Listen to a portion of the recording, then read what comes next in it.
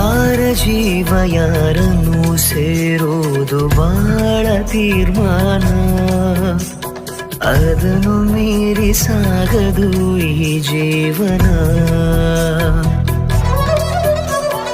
ಯಾರ ಹೆಜ್ಜೆ ಯಾರನ್ನು ಕಾಯೋದೆ ಸುಂದರ ಧ್ಯಾನ, ಹೃದಯ ತೆರೆದು ಕೂರಲಿ ನಿನ್ನೆ ಮನ. ಕೊನೆಯಾಗಿರುವ ದಾರಿ ಹೊಸ ದಾರಿಗೇರುವಾರಿ,